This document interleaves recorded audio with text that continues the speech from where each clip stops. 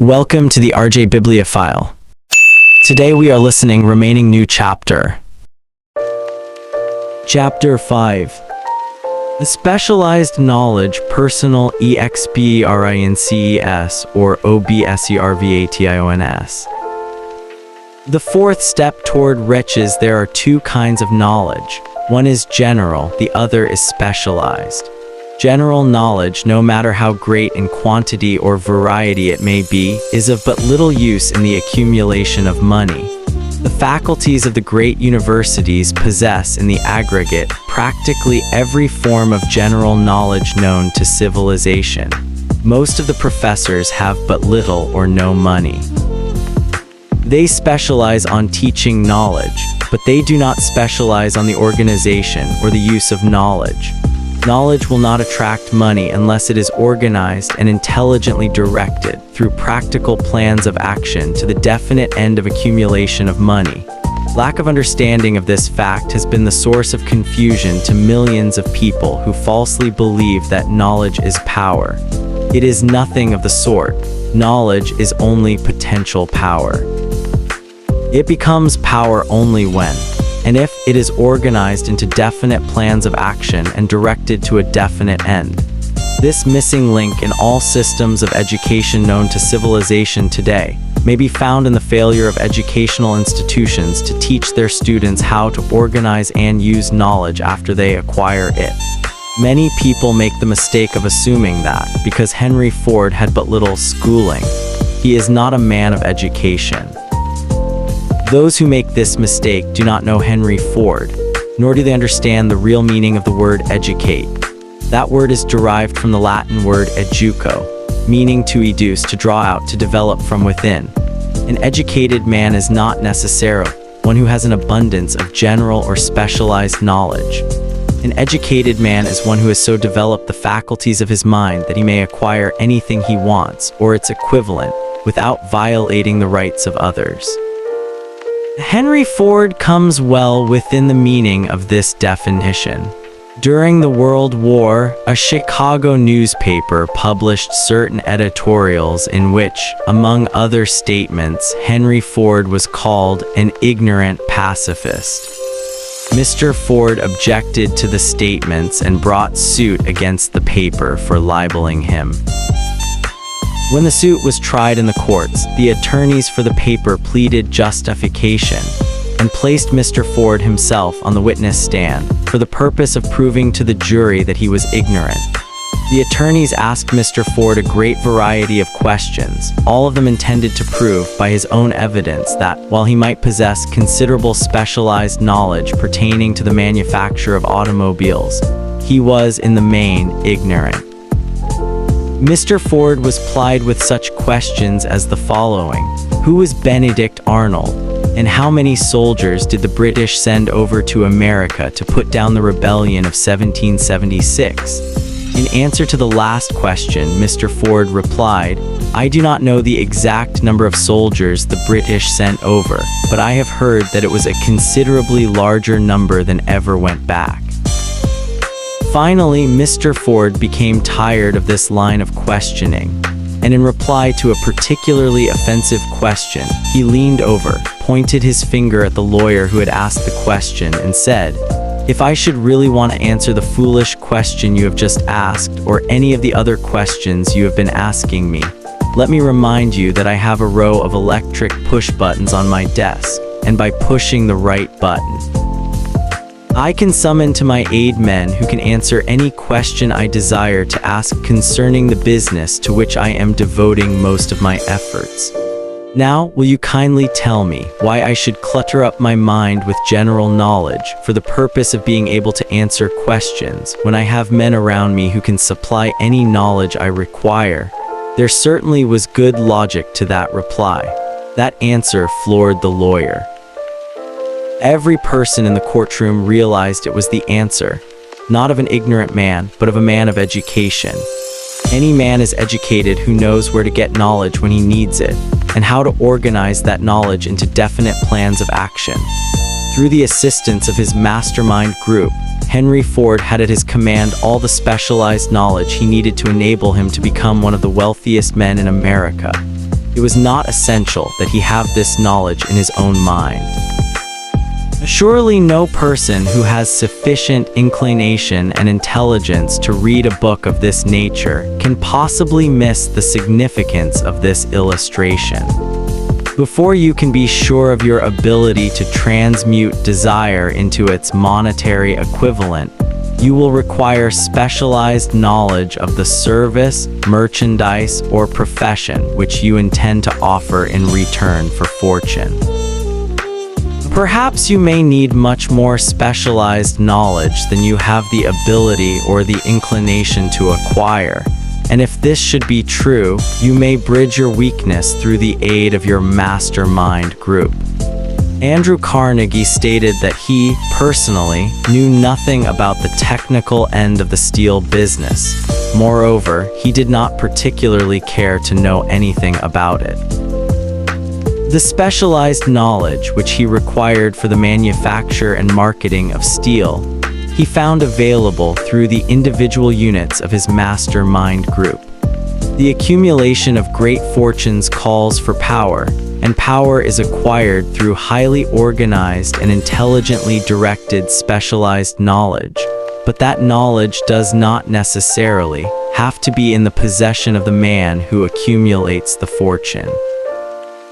The preceding paragraph should give hope and encouragement to the man with ambition to accumulate a fortune, who has not possessed himself of the necessary education to supply such specialized knowledge as he may require. Men sometimes go through life suffering from inferiority complexes because they are not men of education. The man who can organize and direct a mastermind group of men who possess knowledge useful in the accumulation of money is just as much a man of education as any man in the group. Remember this if you suffer from a feeling of inferiority because your schooling has been limited. Thomas A. Edison had only 3 months of schooling during his entire life. He did not lack education, neither did he die poor. Henry Ford had less than a 6th grade schooling, but he has managed to do pretty well by himself financially. Specialized knowledge is among the most plentiful and the cheapest forms of service which may be had. If you doubt this, consult the payroll of any university. IT pays to know how to purchase knowledge first of all, decide the sort of specialized knowledge you require, and the purpose for which it is needed. To a large extent, your major purpose in life, the goal toward which you are working, will help determine what knowledge you need. With this question settled, your next move requires that you have accurate information concerning dependable sources of knowledge. The more important of these are A. One's own experience and education. B. Experience and education available through cooperation of others, mastermind alliance. C. Colleges and universities. D. Public libraries, through books and periodicals in which may be found all the knowledge organized by civilization. E. Special training courses, through night schools and home study schools in particular. As knowledge is acquired, it must be organized and put into use for a definite purpose through practical plans. Knowledge has no value except that which can be gained from its application toward some worthy end. This is one reason why college degrees are not valued more highly. They represent nothing but miscellaneous knowledge. If you contemplate taking additional schooling, first determine the purpose for which you want the knowledge you are seeking, then learn where this particular sort of knowledge can be obtained from reliable sources. Successful men in all callings never stop acquiring specialized knowledge related to their major purpose, business, or profession. Those who are not successful usually make the mistake of believing that the knowledge acquiring period ends when one finishes school. The truth is that schooling does but little more than to put one in the way of learning how to acquire practical knowledge. With this changed world, which began at the end of the economic collapse, came also astounding changes in educational requirements.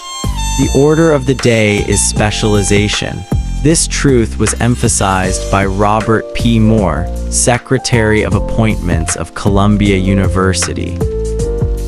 The SPECIALISTS most sought, particularly sought after by employing companies, are candidates who have specialized in some field, business school graduates with training in accounting and statistics, engineers of all varieties, journalists, architects, chemists, and also outstanding leaders and activity men of the senior class.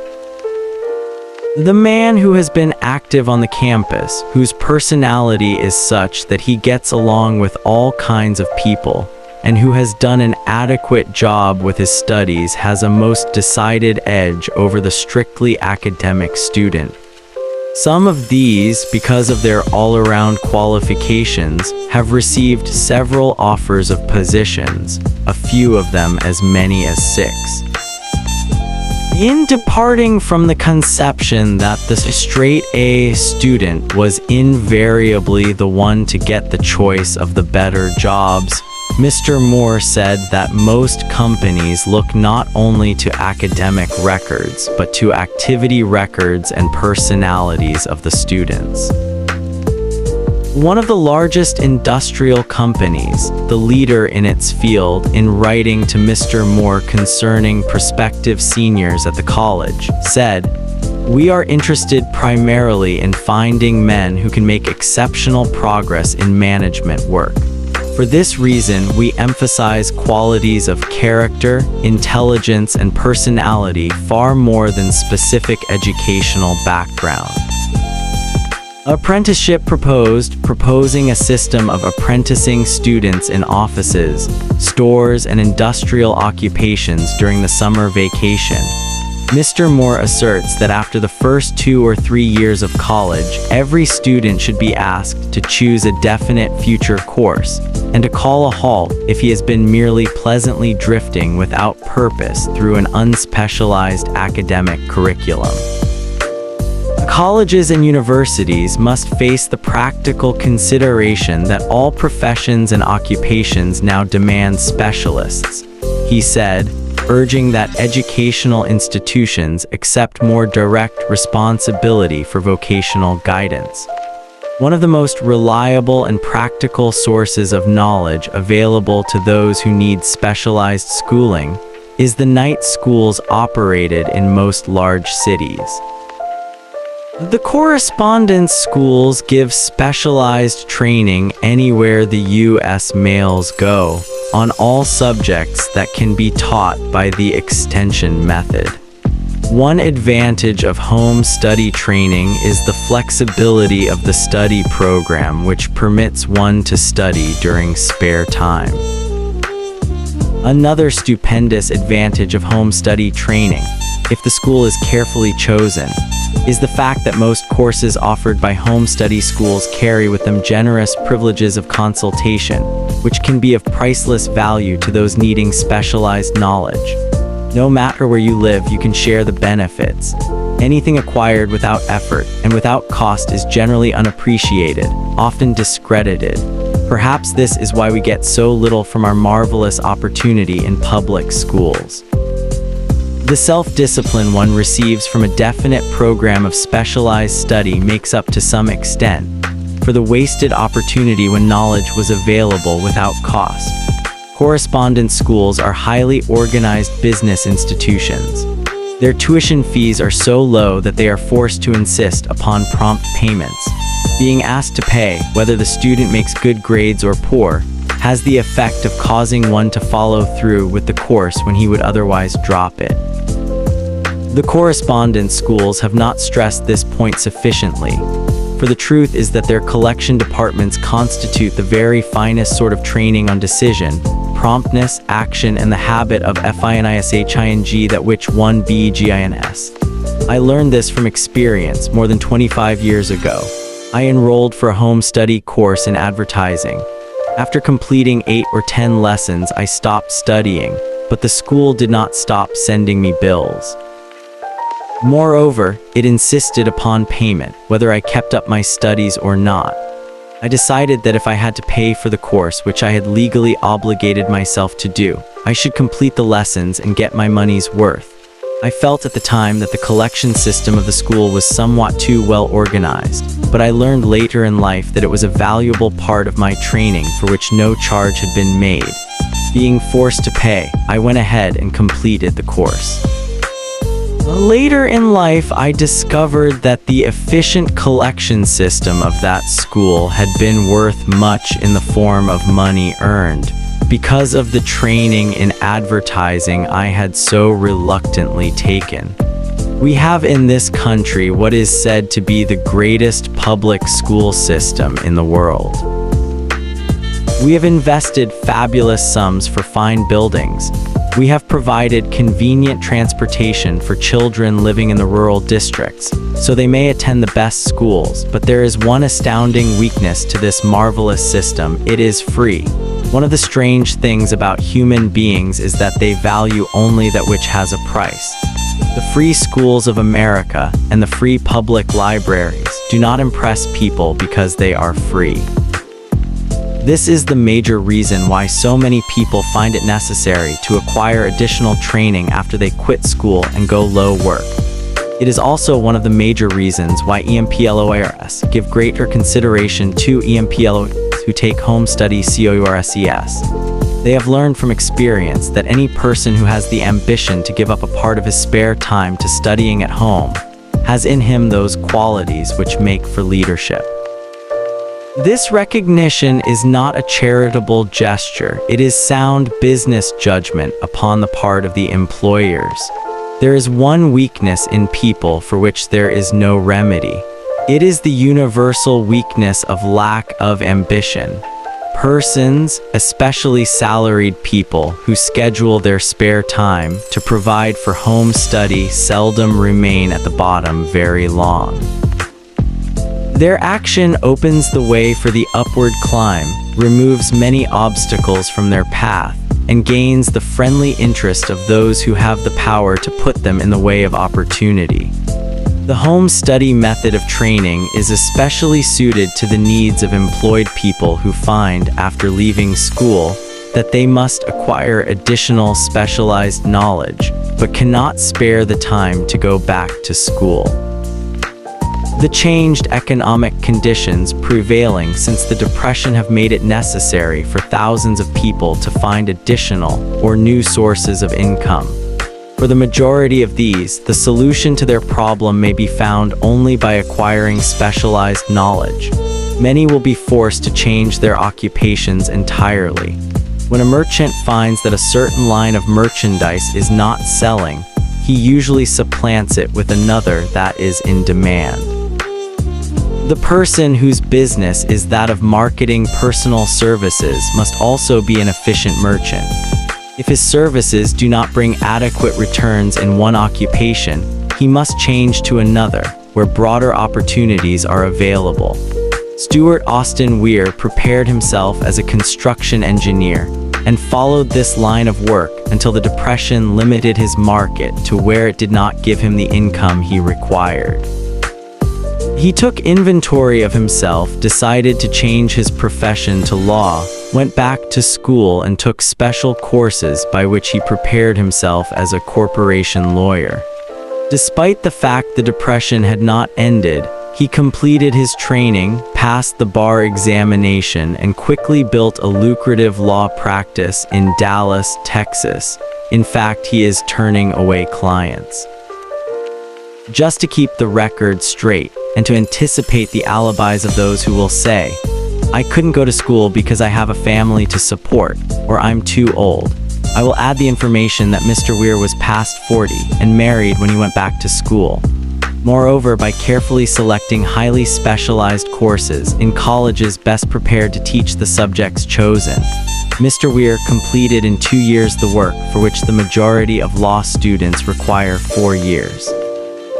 It pays to know how to purchase knowledge. The person who stops studying merely because he has finished school is forever hopelessly doomed to mediocrity, no matter what may be his calling. The way of success is the way of continuous pursuit of knowledge. Let us consider a specific instance. During the Depression, a salesman in a grocery store found himself without a position. Having had some bookkeeping experience, he took a special course in accounting, familiarized himself with all the latest bookkeeping and office equipment, and went into business for himself. Starting with the grocer for whom he had formerly worked, he made contracts with more than 100 small merchants to keep their books at a very nominal monthly fee. His idea was so practical that he soon found it necessary to set up a portable office in a light delivery truck, which he equipped with modern bookkeeping machinery. He now has a fleet of these bookkeeping offices on wheels and employs a large staff of assistants, thus providing small merchants with accounting service equal to the best that money can buy at very nominal cost. Specialized knowledge plus imagination were the ingredients that went into this unique and successful business. Last year, the owner of that business paid an income tax of almost 10 times as much as was paid by the merchant for whom he worked when the Depression forced upon him a temporary adversity which proved to be a blessing in disguise. The beginning of this successful business was an idea. Inasmuch as I had the privilege of supplying the unemployed salesman with that idea, I now assume the further privilege of suggesting another idea, which has within it the possibility of even greater income. Also the possibility of rendering useful service to thousands of people who badly need that service. The idea was suggested by the salesman who gave up selling and went into the business of keeping books on a wholesale basis. When the plan was suggested as a solution of his unemployment problem, he quickly exclaimed, "I like the idea, but I would not know how to turn it into cash." In other words, he complained he would not know how to market his bookkeeping knowledge after he acquired it. So that brought up another problem which had to be solved. With the aid of a young woman typist, clever at hand lettering, and who could put the story together, a very attractive book was prepared, describing the advantages of the new system of bookkeeping. The pages were neatly typed and pasted in an ordinary scrapbook, which was used as a silent salesman with which the story of this new business was so effectively told that its owner soon had more accounts than he could handle. There are thousands of people, all over the country, who need the services of a merchandising specialist capable of preparing an attractive brief for use in marketing personal services. The aggregate annual income from such a service might easily exceed that received by the largest employment agency, and the benefits of the service might be made far greater to the purchaser than any to be obtained from an employment agency. The idea here described was born of necessity, to bridge an emergency which had to be covered, but it did not stop by merely serving one person. The woman who created the idea has a keen imagination. She saw in her newly born brainchild the making of a new profession, one that is destined to render valuable service to thousands of people who need practical guidance in marketing personal services. Spurred to action by the instantaneous success of her first, prepared plan to market personal services, this energetic woman turned next to the solution of a similar problem for her son who had just finished college, but had been totally unable to find a market for his services. The plan she originated for his use was the finest specimen of merchandising of personal services I have ever seen. When the plan book had been completed, it contained nearly 50 pages of beautifully typed, properly organized information, telling the story of her son's native ability, schooling, personal experiences, and a great variety of other information too extensive for description.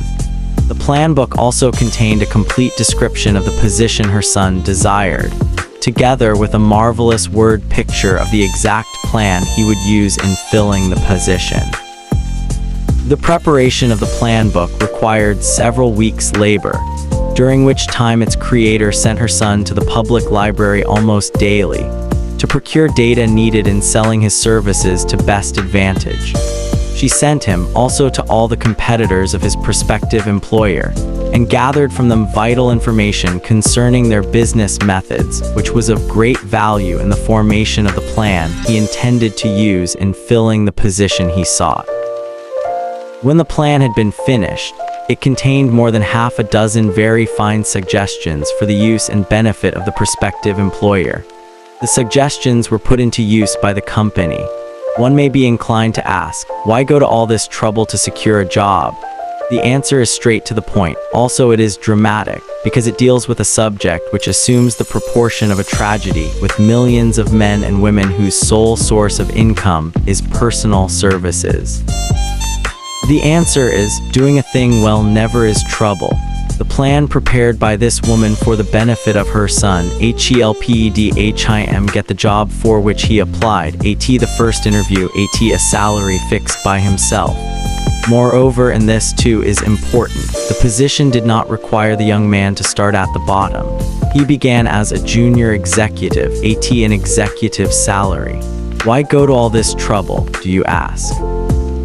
Well, for one thing, the planned presentation of this young man's application for a position clipped off no less than 10 years of time he would have required to get to where he began, had he started at the bottom and worked his way up. This idea of starting at the bottom and working one's way up may appear to be sound, but the major objection to it is this: too many of those who begin at the bottom never manage to lift their heads high enough to be seen by opportunity, so they remain at the bottom. It should be remembered also that the outlook from the bottom is not so very bright or encouraging. It has a tendency to kill off ambition. We call it getting into a rut, which means that we accept our fate because we form the habit of daily routine, a habit that finally becomes so strong we cease to try to throw it off. And that is another reason why it pays to start 1 or 2 steps above the bottom. By so doing, one forms the habit of looking around, of observing how others get ahead, of seeing opportunity, and of embracing it without hesitation. Dan Halpin is a splendid example of what I mean. During his college days, he was manager of the famous 1930 national championship Notre Dame football team, when it was under the direction of the late Knute Rockne. Perhaps he was inspired by the great football coach to aim high and not mistake temporary defeat for failure, just as Andrew Carnegie, the great industrial leader, inspired his young business lieutenants to set high goals for themselves.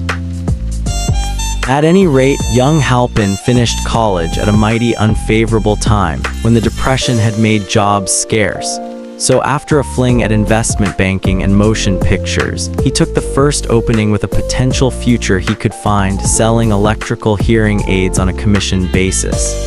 Anyone could start in that sort of job, and Halpin knew IT, but it was enough to open the door of opportunity to him. For almost 2 years, he continued in a job not to his liking, and he would never have risen above that job if he had not done something about his dissatisfaction. He aimed first at the job of assistant sales manager of his company and got the job. That one step upward placed him high enough above the crowd to enable him to see still greater opportunity. Also, it placed him where opportunity could see him. He made such a fine record selling hearing aids that A.M. Andrews, chairman of the board of the Dictograph Products Company, a business competitor of the company for which Halpin worked, wanted to know something about that man Dan Halpin, who was taking big sales away from the long-established Dictograph Company. He sent for Halpin. When the interview was over, Halpin was the new sales manager in charge of the Acoustican division. Then, to test young Halpin's mettle, Mr. Andrews went away to Florida for 3 months, leaving him to sink or swim in his new job.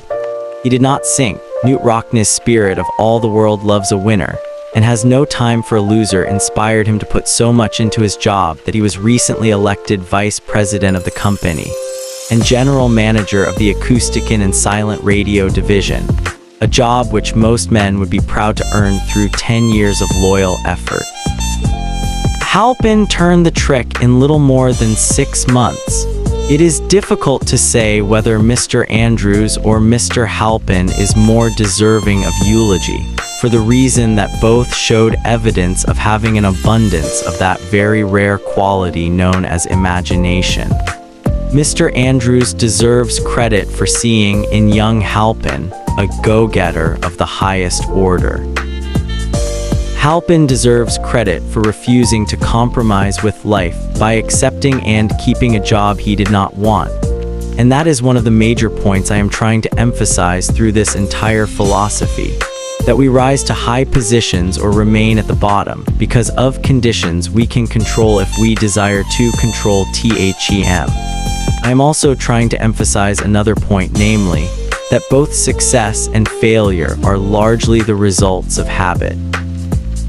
I have not the slightest doubt that Dan Halpin's close association with the greatest football coach America ever knew planted in his mind the same brand of desire to excel which made the Notre Dame football team world famous. Truly, there is something to the idea that hero worship is helpful, provided one worships a winner.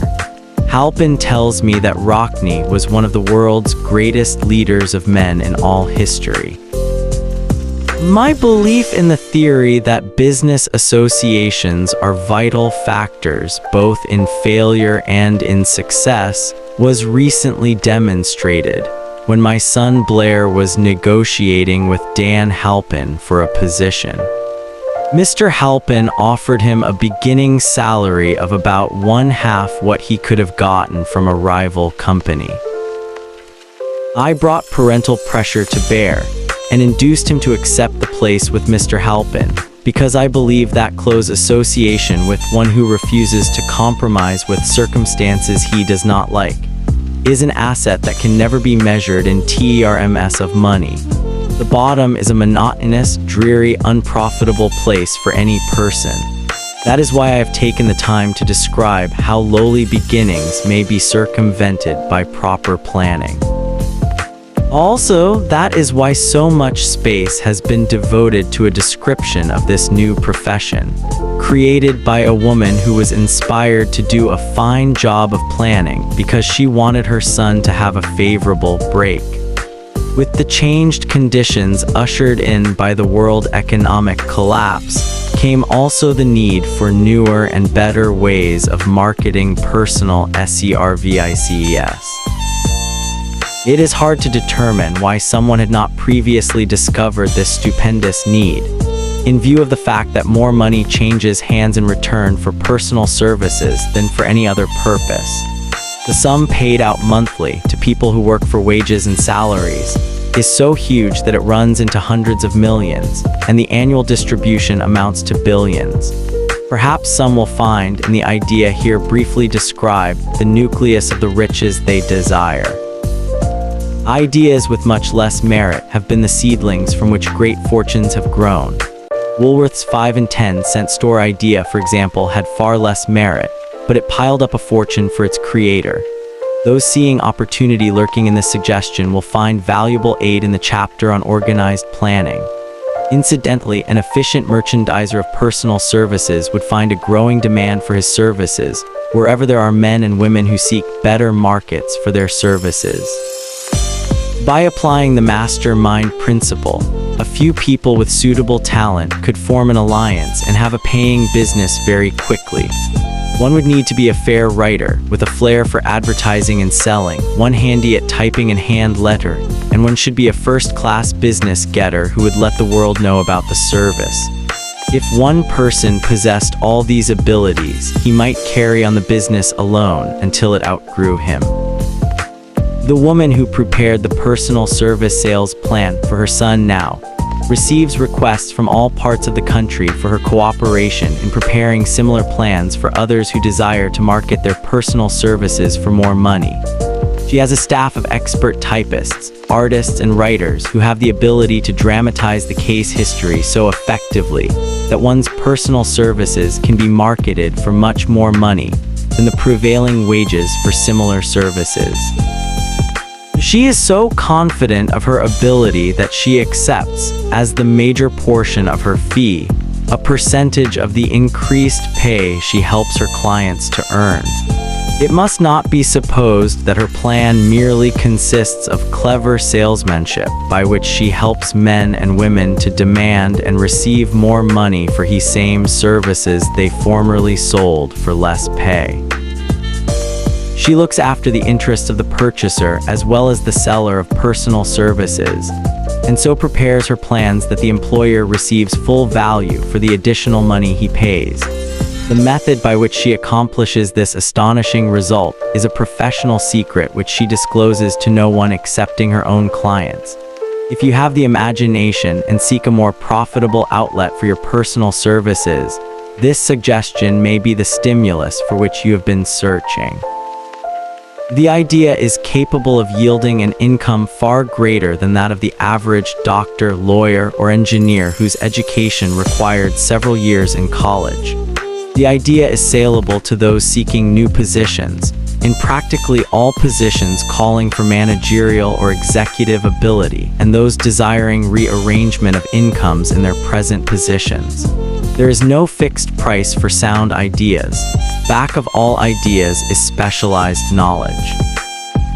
Unfortunately, for those who do not find riches in abundance, specialized knowledge is more abundant and more easily acquired than ideas. Because of this very truth, there is a universal demand and an ever-increasing opportunity for the person capable of helping men and women to sell their personal services advantageously. Capability means imagination, the one quality needed to combine specialized knowledge with ideas, in the form of organized plans designed to yield riches. If you have imagination, this chapter may present you with an idea sufficient to serve as the beginning of the riches you desire. Remember, the idea is the main thing. Specialized knowledge may be found just around the corner, any corner. Thank you for watching. Please like, share, and subscribe the RJ Bibliophile.